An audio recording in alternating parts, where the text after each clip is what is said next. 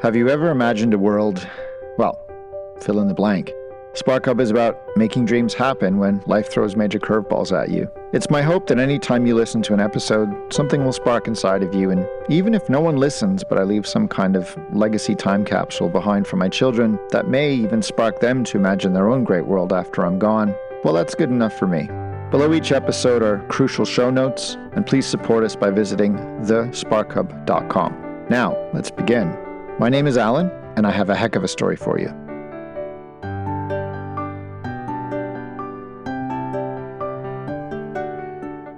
There is an expression that every living person dies twice. Once when they physically leave the world, and the second when people stop saying their name and remembering them. And so I'll start by saying his name, Simon Wills.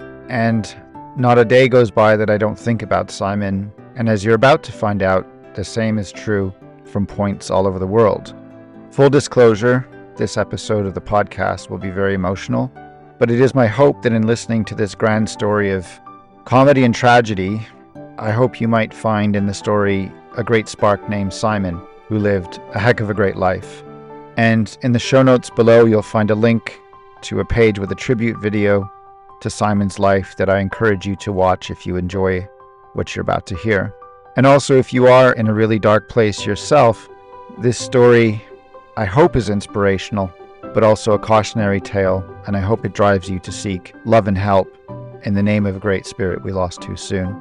And I cannot overstate enough that when the suicide of someone close to you happens, it doesn't end the pain of the person who took their life. It transfers the pain to everyone around them and leaves a blast radius. I hope you enjoy the episode. So, I don't know, this might be stupid or this might be brave, but here goes. Normally a SparkHub podcast episode involves just me or me and a guest, but this episode will be unique in that you will hear a multiple of cameos from around the world. I suppose a chorus of voices paying tribute to Simon. In fact, this episode will have many deep layers if you listen from start to finish all the way through, because that is who Simon was. He was layered, he was complex, bottomlessly interesting, and well, don't just take my word for it. So let's begin. My brother Simon was born a gift to me and so many others, and he tragically died on the 2nd of June, 2014 by his own hand.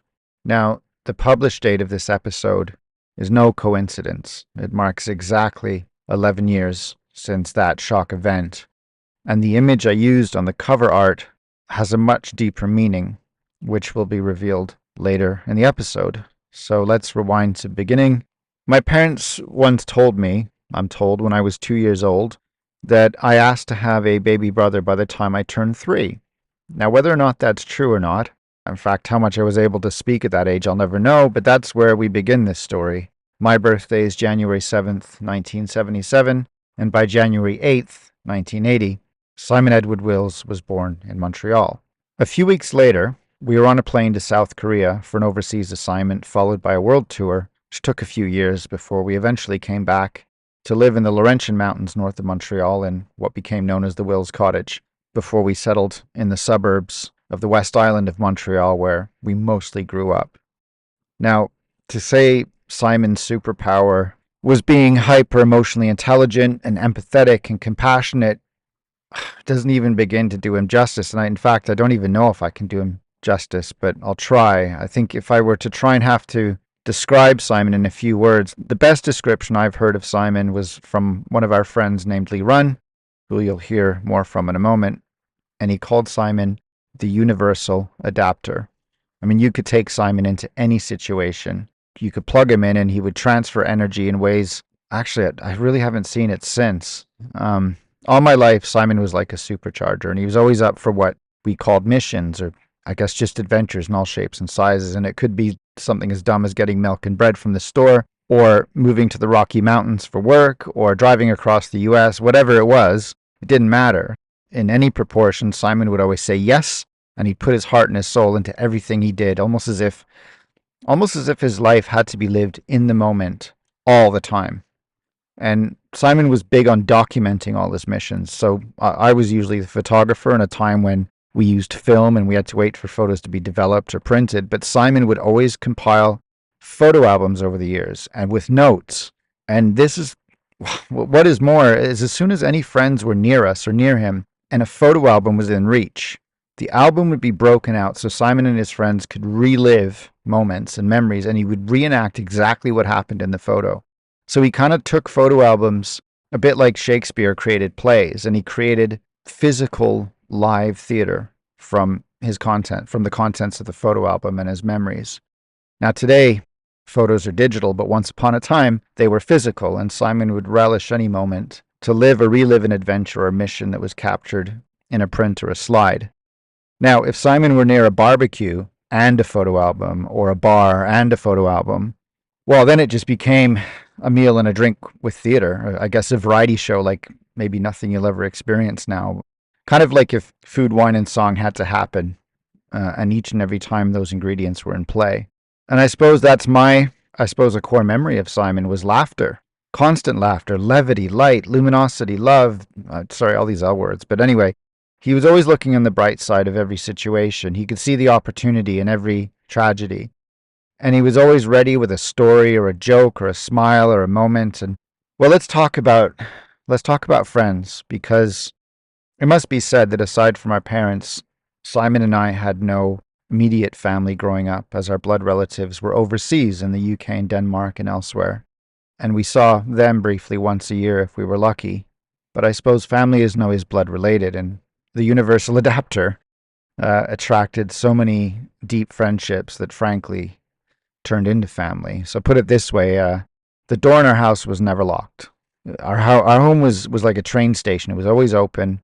Simon was always hosting from childhood to adulthood, and it was wonderful because Simon and his friends became known as the Brethrens. Now, you may note a nod to a Caribbean word there, Brethrens. But growing up where we did, all our friends were first or second class generation immigrants to Canada like us. So the array of skin tones and personalities and religions and food and perspective was pretty vast.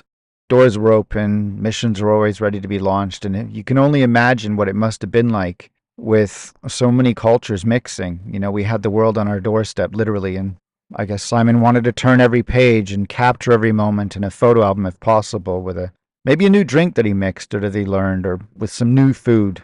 So we had our theater on demand, and it's kind of like a snowballing story of our lives. The Brethrens to this day are our family, and you'll hear more of them speak in just a moment. Our childhood and our teenage years were characterized by camping, biking, hiking, living outdoors, skiing, snowboarding, barbecues, hot tubs, pools, parties. And the thing is, in typical Simon fashion, he was a daredevil skier, but he was also got into snowboarding. And here's the twist. If he snowboarded, I skied. If I snowboarded, he would ski, because one of us would always pull the other out of trouble if we got stuck. And what that meant was we could go off trail into places no one else dared go if we were together. And very often, we'd be off trail and somewhere where you're not supposed to be, and he'd get stuck and he'd scream, "Where there's a will, there's a way." I don't know who was listening, maybe just the trees and maybe the steep slopes that we weren't supposed to be on. And I don't think I can think of a better way to symbolize Simon's character than that. And that'll come up in a minute when I tell you a death-defying story about something that happened in Banff, Alberta in a moment. But as Simon got older, he loved to party, but interestingly, in only a way that he can do it. He became a bartender and a server, and he worked in Partytown, Montreal, which is Canada's club and cuisine capital. But he also worked in the Canadian Rockies on five-star golf resorts, and come to those stories in a minute. But here's the thing. Despite his handsome looks, which, by the way, you can see on the cover art, and he was often compared to a young Matt Damon or a Leonardo DiCaprio, he was never boastful. He would walk into a room and he would command it, but he would scan the room and he'd look for the person or the energy that wasn't having a good time. Then he'd go over to that energy or that person and he'd try to find a way to make their night, to lift them up, to include them, often even with a photo if he had one. And here's his trick. It's what I learned, is that he had this method of sending the elevator back down to lift others up to his level of happiness if he could help. And this played out in everything he did. Simon could walk into any shitstorm and he could come out smelling roses, usually with a newly adopted family member or some new photos for an album that would make part of his next performance. And As young adults, Simon and I pretty much did everything together. We shared clothes, money, houses, jobs, lots of adventures. We worked in the Canadian Rockies. I mean, we drove 7 days to get across Canada from Montreal to the west, and we made so many friends in the hotel business. By the time we decided to take a massive US road trip for a few months, we literally had places to stay in every state with open doors. And again, you see the pattern here. Simon opened doors for so many, and so many would open doors for him. Just a quick aside, and this is a great example which I'll never forget. When we lived in Whistler, British Columbia, Simon went to the Fairmont Shadow Whistler Human Resources, and he talked them into allowing him and I and one other person to live in a massive 6-bedroom house that was sort of earmarked as a perk for management. So instead of living in crappy dorm apartments reserved for the common staff, which we weren't anyone special, Simon made us special, and he got us into a 6-bedroom house that changed the whole living standard we had while we were working in British Columbia. That boy could talk his way in and out of anything, and he could create an adventure out of any situation. And after our time in Whistler in 2001, after our road trip across the US, I moved to Australia, the other side of the world, for 16 months, and it was the first time in my life Simon wasn't with me. I wasn't on this mission. And I remember calling him on my birthday because in his time zone it was his birthday, and in his time zone it was my birthday or something like that. And we celebrated our birthdays on opposite ends of the world. Simon wanted to finish university, and I honestly can say that was probably the longest 16 months in terms of being apart from my family, being on the opposite end of the world, since Simon and I lived together in Whistler. After that, I was moved back home, living in my parents' basement before deciding I was going to have a go in London, United Kingdom in 2006. And again, without Simon.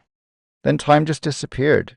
And Simon and I would Skype often, if anyone remembers Skype, but we were leading separate lives in different parts of the world, and here's where a seed of tragedy started to unfold. In his late 20s, Simon was starting to complain about some neck and shoulder pain he was experiencing, and it got worse with time. And Simon and my parents went to more specialists and doctors than I can count, and Simon really dabbled in all forms of relief, from natural to pharmaceutical.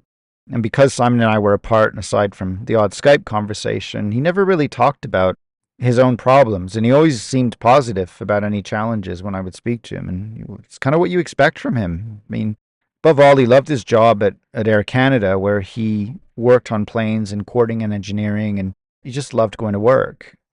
And just another aside real quick, I would learn that after his death that Simon also used to take at least one or two terminally ill coworkers up to our cottage to give them a moment of peace in nature. And that's important, which you'll find out more about in a moment. But just quickly back to our timeline.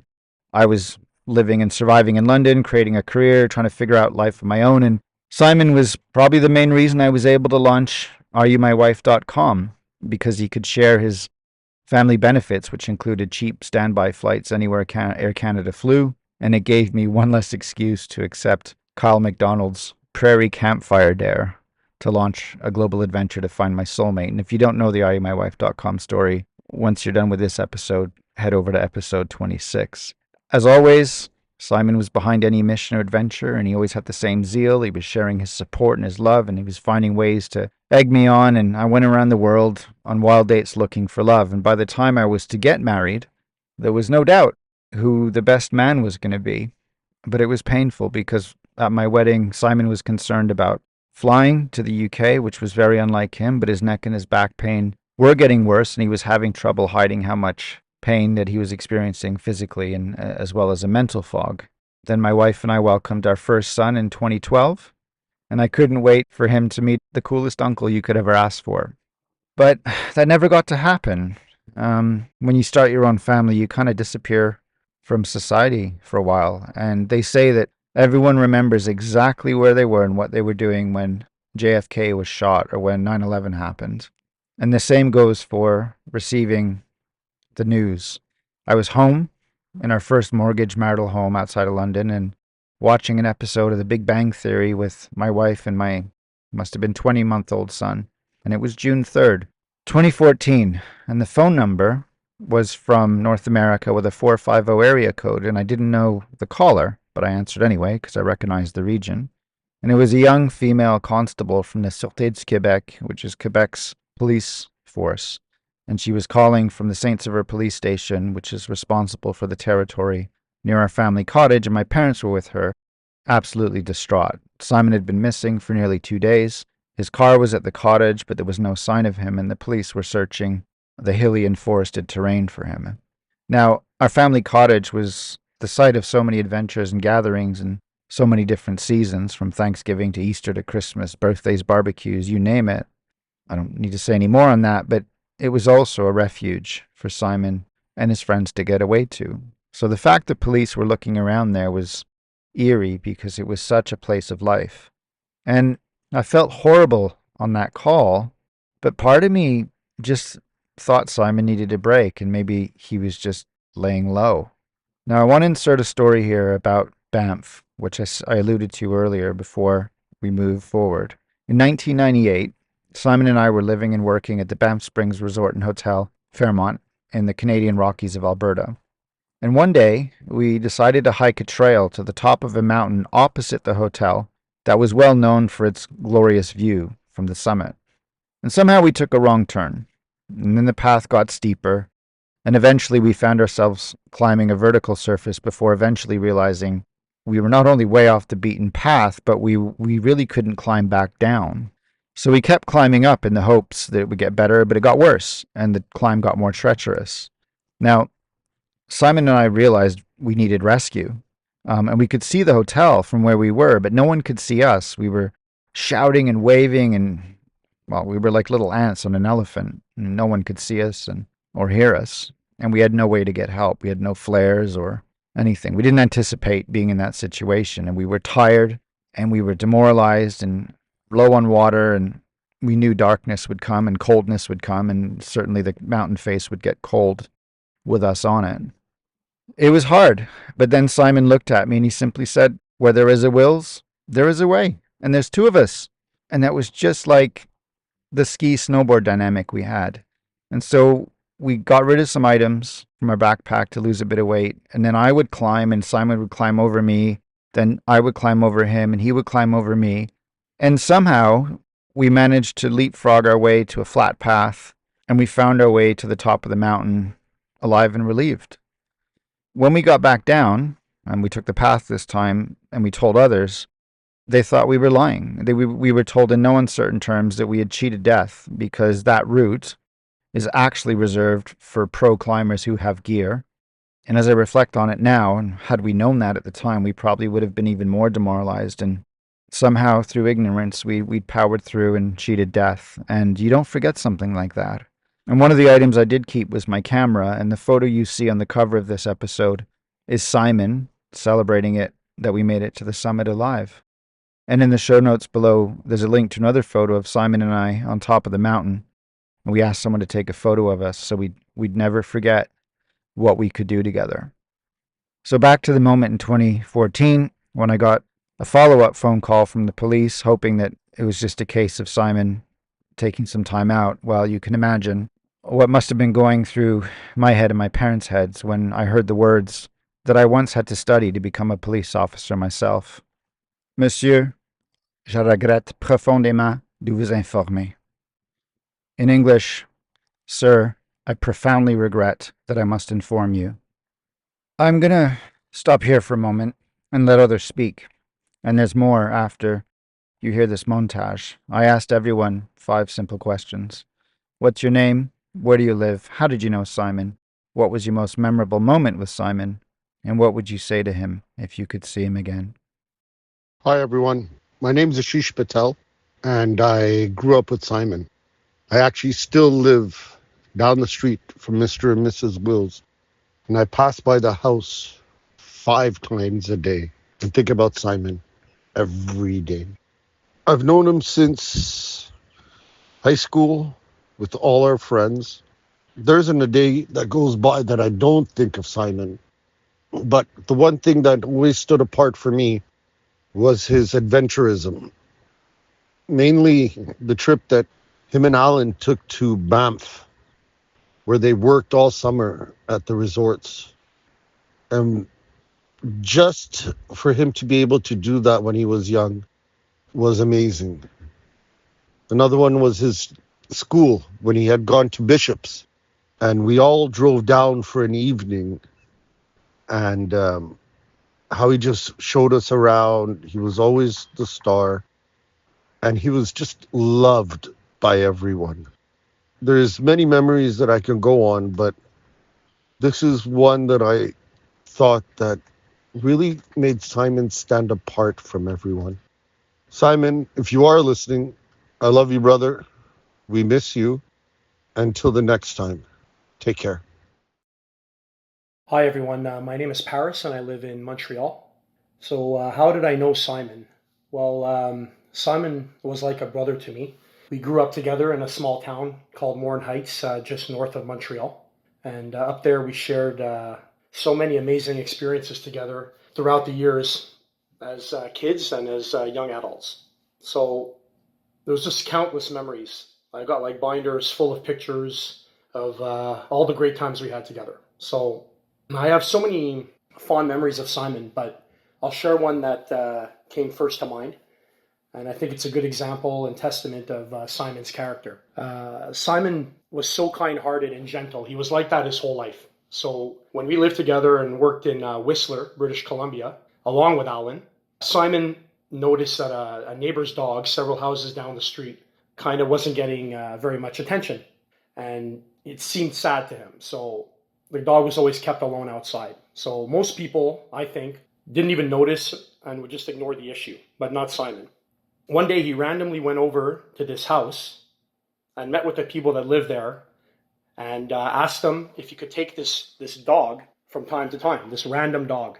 And amazingly, the people that lived there, they just said, yes, no problem. And they had no idea who Simon was at all. But these strangers, basically, they just trusted him right away. I knew his intentions were genuine, and they just knew it. So Simon was like never a tough guy. He was always the good guy. He always had the best of intentions, I believe. So I don't know many people that would go over to a stranger's home and make such a request, tough guy or good guy. But Simon had the courage to go over there and ask permission. And it seems like an odd request to most people, but he did it. He took it upon himself to play and walk and care for this dog every free moment he had. And I saw it in his face. It gave him so much joy to do this. It was just amazing for him. And that's who Simon was in a nutshell. At heart, it was a caring, loving, kind soul. And he was like this with everybody. He made time for everybody. He really cared about them. And he felt things very deeply, I think, more than most people. That's something I'm always going to remember about Simon. It's a simple memory, but it really shows like what kind of a person he was inside. What would I say to Simon if I could see him one last time? It's a tough one, but I would say the things that I regret not saying to him while he was with us, like things like I would convey to him how much he meant to me and my family, my mother and father. He was special, and I would make sure he knew that and how much of a positive role he played in my life and the lives of countless other people that knew him. I know that for sure. I would tell him how much he's loved, what a great brother he was to me. And that's basically it. It's simple, but it's the truth. And I think of him all the time, and he's never going to be forgotten. I love you, brother. My name is Lorena, and I live in Vaudreuil. I grew up in Dollard, living right across the street from Simon. His family was considered my family. We celebrated every birthday and every Christmas together.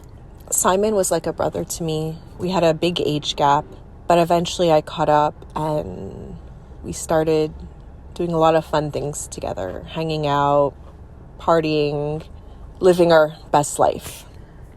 The most memorable moment with Simon was when we used to sit in the backyard on a warm summer night and just drink and smoke cigarettes and literally talk about anything and everything. If I saw Simon again, I would give him the biggest hug ever and tell him how much I missed him and grab his hand, sit down with him, and just catch up on all the years that he's been gone. My name is Jan Anderslev. I'm originally from the West Island of Montreal. I now live in Victoria, BC. And I know Simon from going to the same university. I ended up starting university in January, and Simon had started the previous term in the fall. And I was at a party, and there was this guy sitting there, and he was wearing this hoodie that had a stitched-in Danish flag, and I believe he was also wearing a toque that said Viking. And so, because of my Danish heritage, I approached Simon and started chatting with him, and we quickly became friends, and I would even say very good friends. I definitely consider Simon one of my best friends, not only throughout university. We did spend quite a bit of time. We lived together at uni, did a lot of activities together. But after university as well, we maintained a really good relationship and integrated both of our circle of friends. Simon was always the most popular guy, I think, or the person that everyone wanted to be around because he had such good energy. And one of the most memorable moments, I think, was one Halloween at Bishop's University when Simon decided to dress up as Hugh Hefner.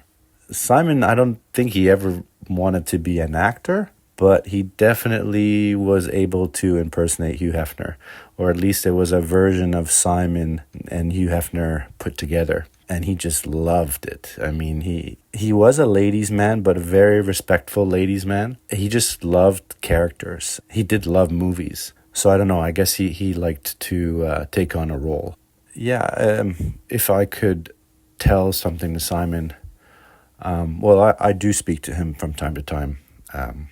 When I'm out and about in nature, if I'm out doing a big hike and I get to the summit, I normally sit down and I say that, I thank Simon for joining me on the hike. And I remember his act for adventure as well. And I know he would have been by my side on many of these hikes. I wish I could speak to him again. In fact, I think I left him some voice messages after he passed. It was just that I wish I had taken his pain, his physical pain, more serious, and I wish I had made the effort to visit him in May before he passed when I was in Montreal for a week, and for whatever reason I didn't have time to see Simon. I think that's one of the biggest regrets of my life so far, is not having spent time with him the month before he passed.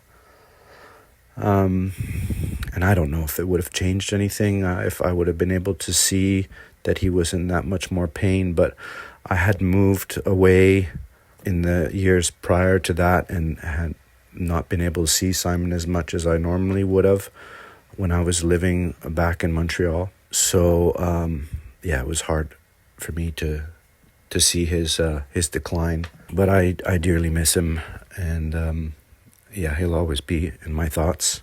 He was truly one of a kind. He always had an act to be stylish and want to cruise around in my dad's convertible Saab. He loved that, just feeling the air through his hair. And one last thing is that he really gave me a good appreciation for Nordic spas, because we went to so many times, just enjoying relaxing, and trying to be present. And he was definitely good at being present. So, miss you lots, buddy. My name is Dan. I live in Montreal, Griffintown. How do I know Simon? I was his Simon, amazing friend, roommate in university. What was the most memorable moment with Simon? Living with the great soul that he was. The most amazing Danes were him, Jan, and Eric. I was there blessed to share 1 year with them in university, Simon and Jan. Simon would say our greatest accomplishment would be to bring up the cart from the grocery store and put it in front of its door. He was flabbergasted when he saw that. God bless you, my brother. I know you're making me the strongest human in the history of the world, and I need to be in these times. What would you say to him if you could see him again?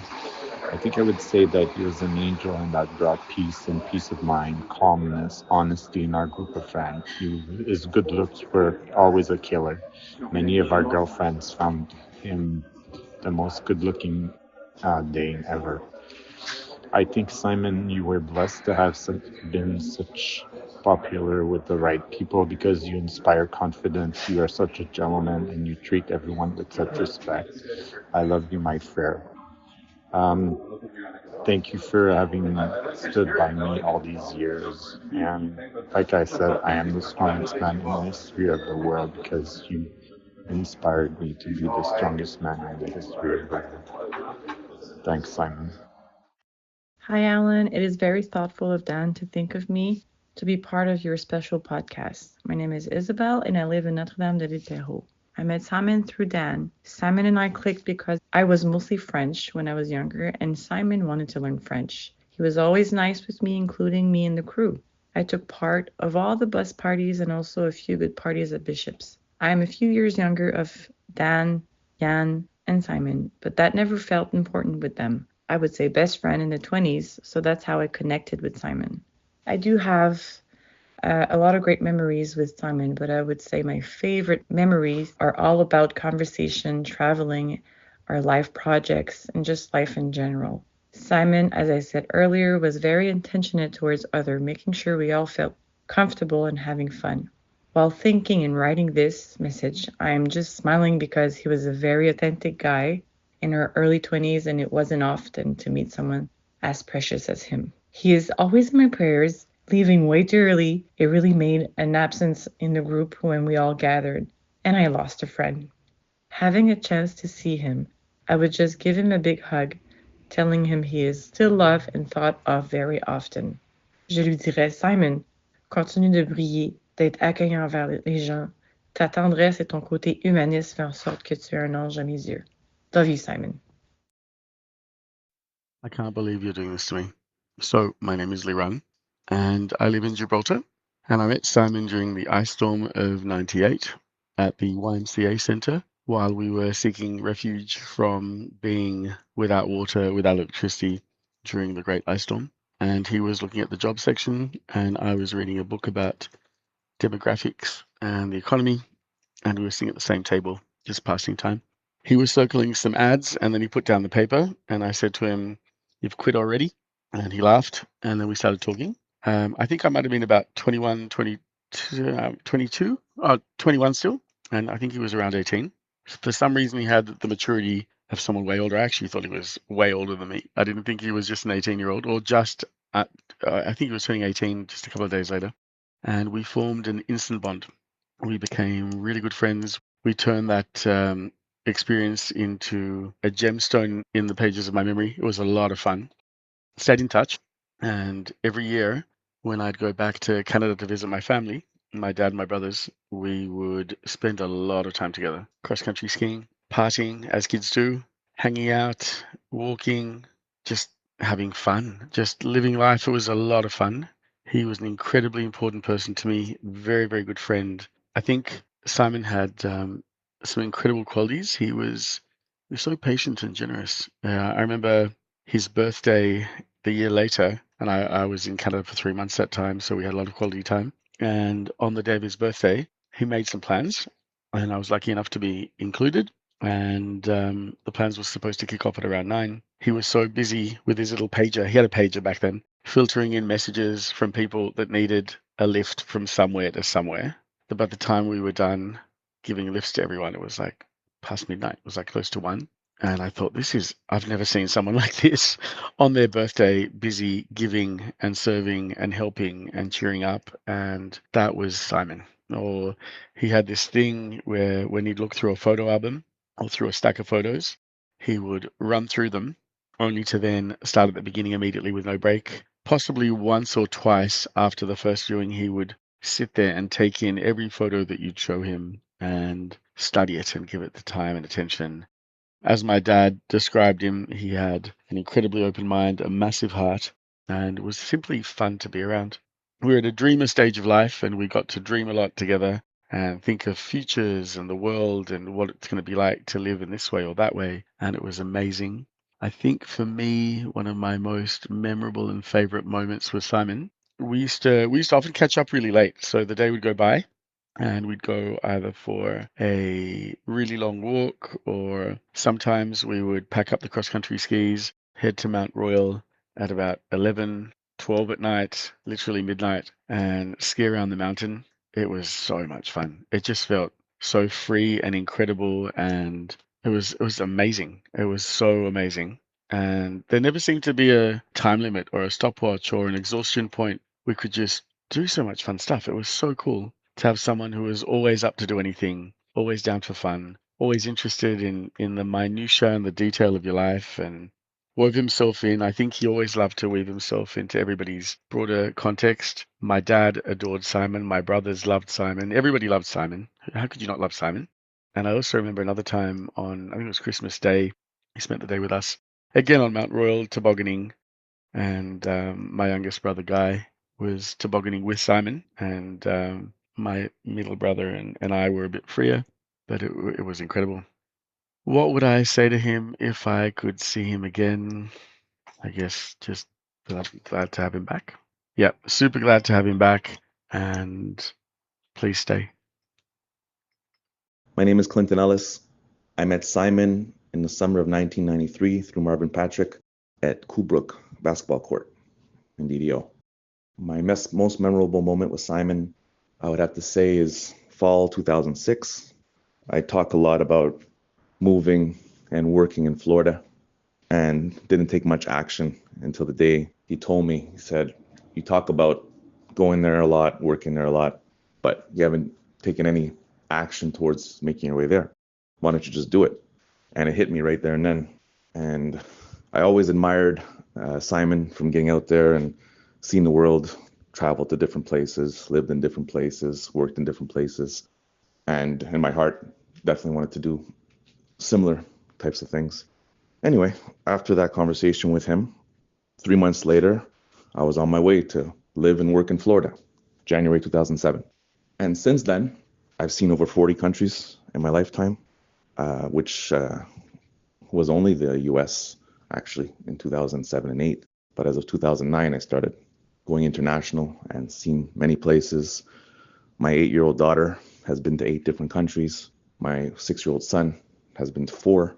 And there's no doubt that the admiration I had for Simon and getting out there to see the world and him giving me that initial push to just do it definitely changed my life and changed the life for my children, which I feel will continue to change as we all grow older. And if I was to see him again, I would definitely remind him of all the laughs, all the good times, all the moments that we shared, not only with myself, with other friends and family. And I'd also remind him that we all catch lows in this world, in this life.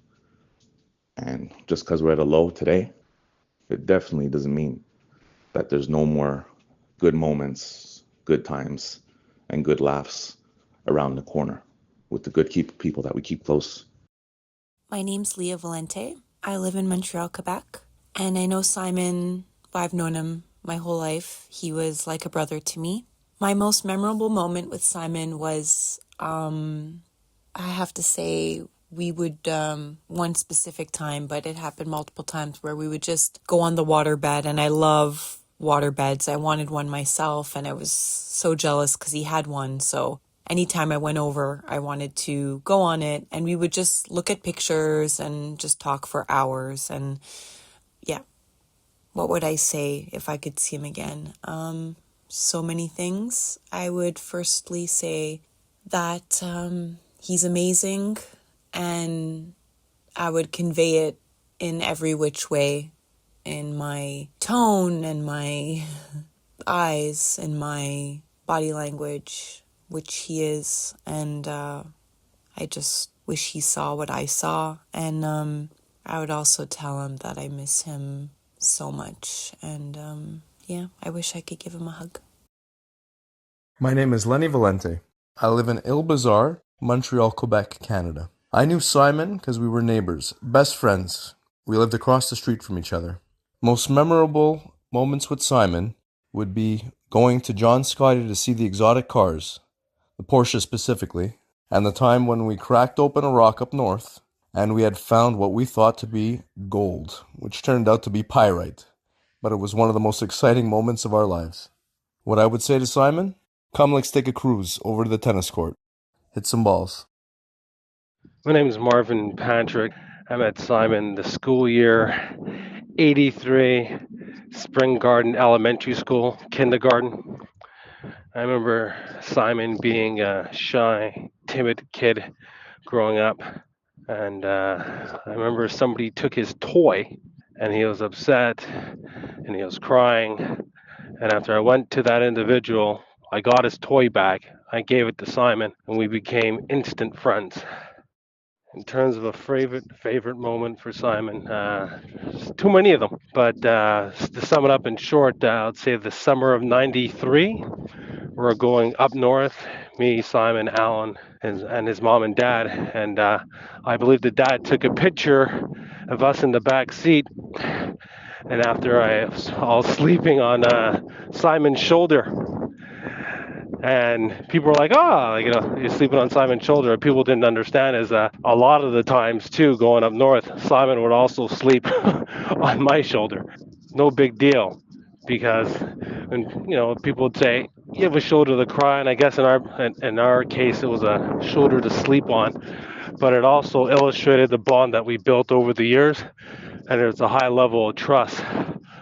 Simon was like a brother to me. If I was to see him today, tell him, life will throw you curveballs, obstacles, probably feel that you can't come back from.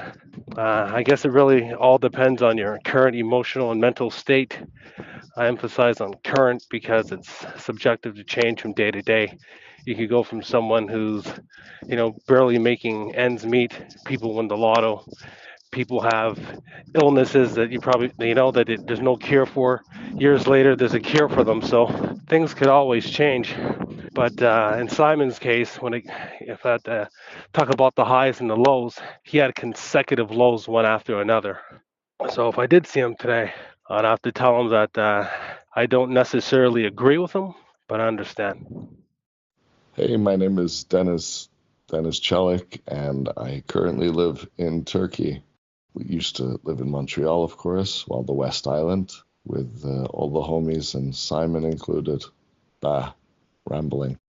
There's so many memories of Simon. It's hard to pinpoint one that would have been the best time. But what I did love was going up to the spa with Simon. Simon used to love the spa, Finlande, up north. And I always remembered we connected like chilling there in the pool or in the saunas and had great conversations. And I got to know the real Simon because he would be really in his comfort zone.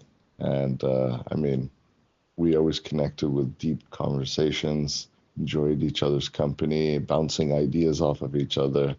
He was an open-minded, really big, warm-hearted guy. And we could talk about anything. And I always felt comfortable with him and enjoyed the spa as a bonding point between us two. If I could see Simon and say anything to him again, it's a tough question. I would just say, love you, man, and give him a big hug. But I guess that would be the most simple thing and most pure. And yeah, if I saw Simon again, it would definitely be a love you, man, and I would give him a big hug. When you lose people close to you, like I lost a brother recently, as well as you, Alan, lost your brother. I know it's gut-wrenching and something you never really get over. So it's the best and most easiest thing that you could say when you get to the other side, if there's that other side, which I do believe there is. So dimension shifted. I would say, Simon, I love you, man. That would be it. And the same for my brother. I'd look at him, tell him I love him, and hug him, because I miss them dearly. You never really get over those losses. You just try and learn to live with it. I hope this finds you well, Alan, and everyone out there, take care. Peace. My name is Nadia Halal, and I live in Montreal, currently in the Verdun area. I first met Simon Wills back in college in the late 1990s. We were living in the same neighborhood in the West Island and had a lot of mutual friends. I would say we became closer friends, though, in university and in the years after graduation. I remember finding out Simon lived for a short while in a small town in the middle of nowhere, South Korea. His dad was working at the Wolsong nuclear power plant, and the nearby village was mainly developed for the families and workers of that power plant. Decades later, I found a job teaching English in that very town. Like, what are the odds? Seriously, Simon and I had so many random things in common, though. We both love to travel, go to the spa, watch movies. I remember he had this huge bank of films and would make copies for friends whenever we asked. We both loved cats, and way before social media memes, he would send me emails full of cats doing silly, funny, feline things, you know? Above all, Simon loved bringing people together in any way he could. I wouldn't say he particularly loved eating or drinking, but he often came out with me to bars and restaurants just to be around friendly people and friendly groups of people. So to narrow this down to a memorable moment is not easy. There are so many that bring me joy, I guess. Trips down south, Dominican, Florida, parties at my house or our mutual friends' houses, swimming in the rapids near his place in Morin Heights. I have clear visions of Simon in truly enjoying himself, surrounded by many people in these places. But for me, the moments that stick out are much simpler. I would say getting email updates about his life in Bishop's University stands out the most. Up until that point in my life, only my parents sent me regular emails, and that was, mostly to check up on me.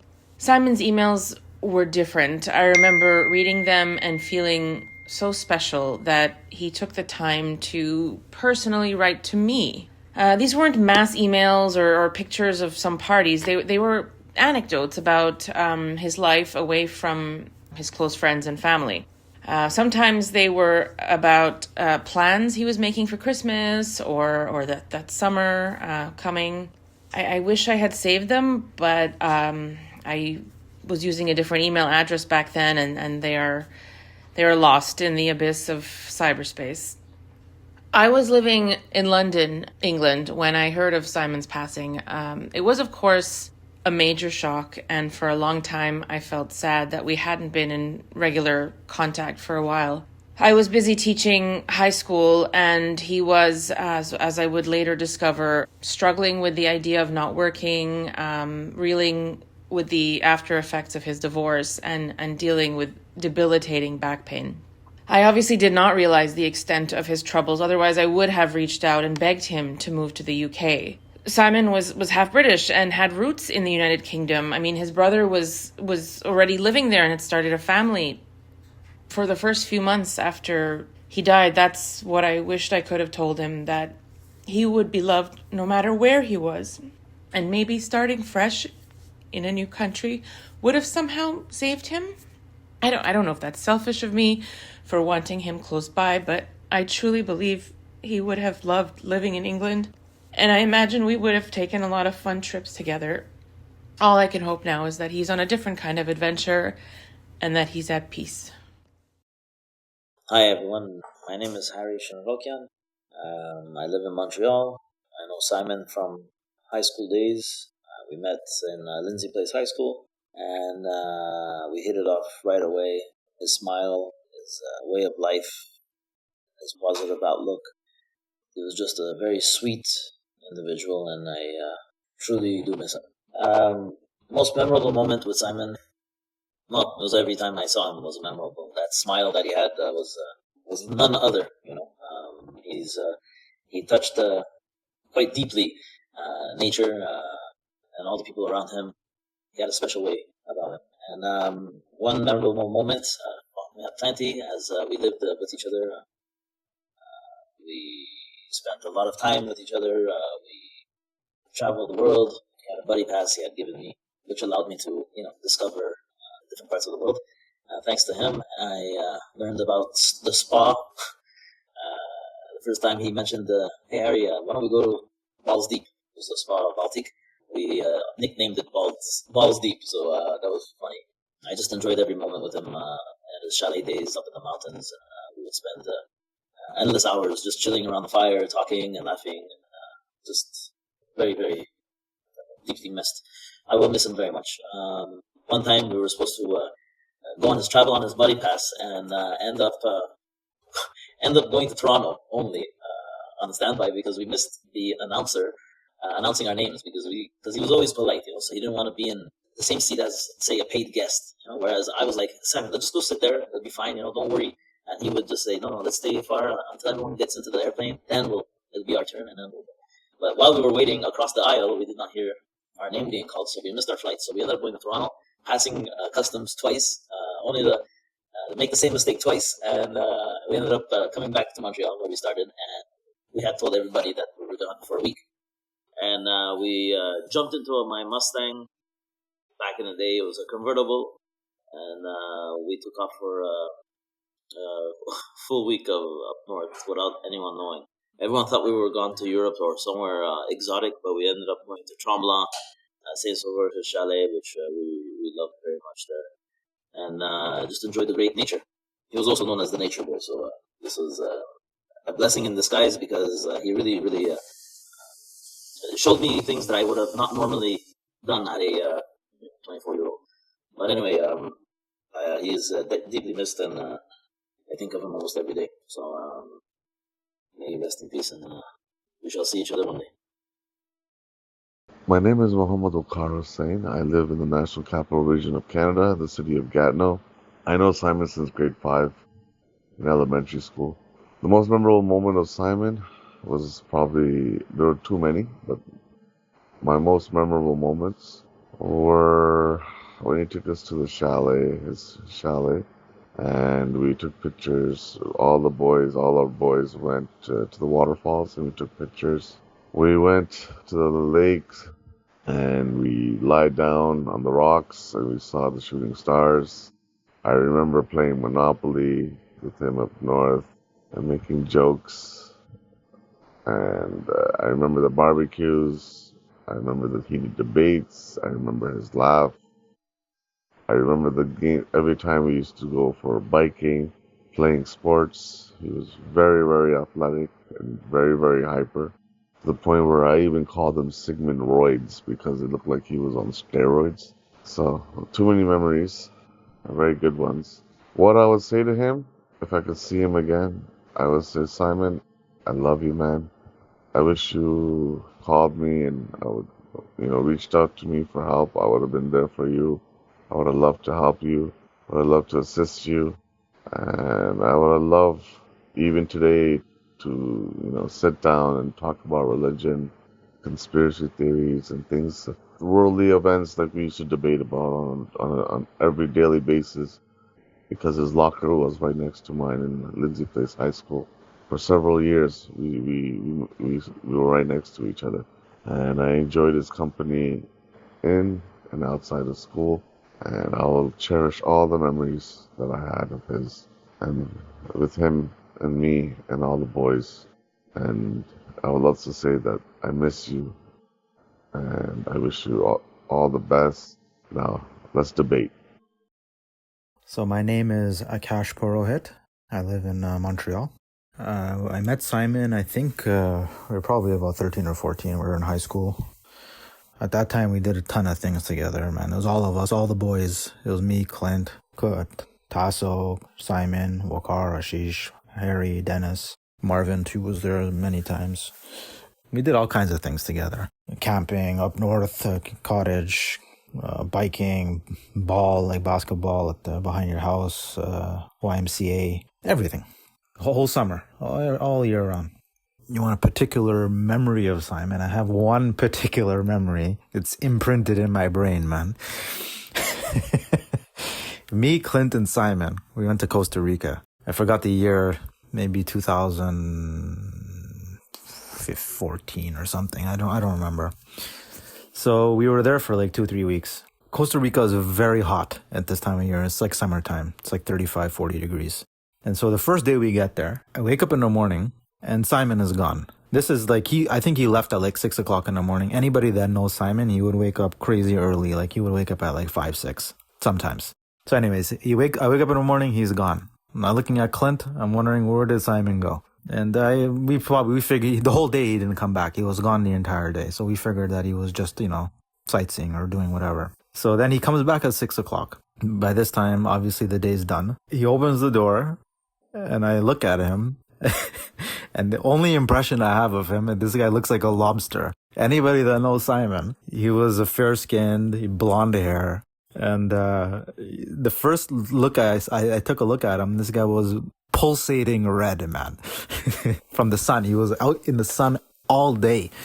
Basically my jaw dropped. I have this vision of him imprinted in my head, man. He had a bottle of aloe vera with him, like a big bottle. So he jumps in the shower.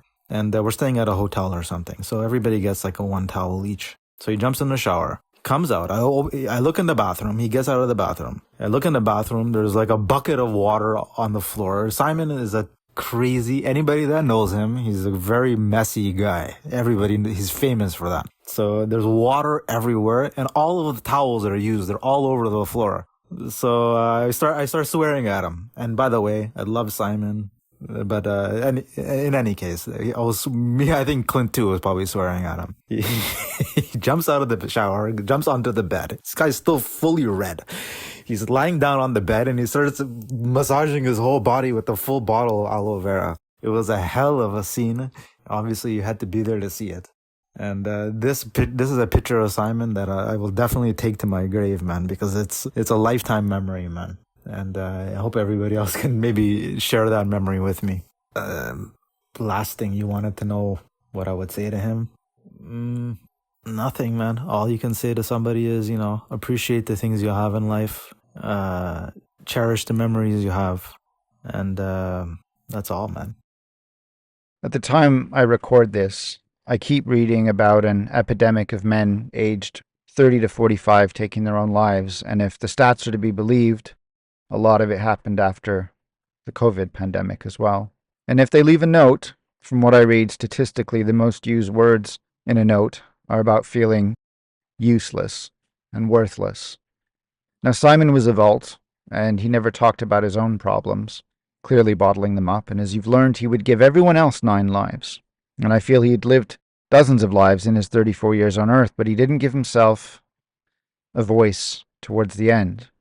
His health issues had gotten worse, and he would marry, buy a condo burned down, then he got divorced, then he lost the job that he loved at Air Canada, and to this day, there's still a court case ongoing 11 years later with Avios Air Canada about how his whole department was fired, seemingly related to corporate greed, and over a decade later, no resolution. Simon ended up living at a friend's house, trying to rebuild his life. He had a large debt that we didn't know about.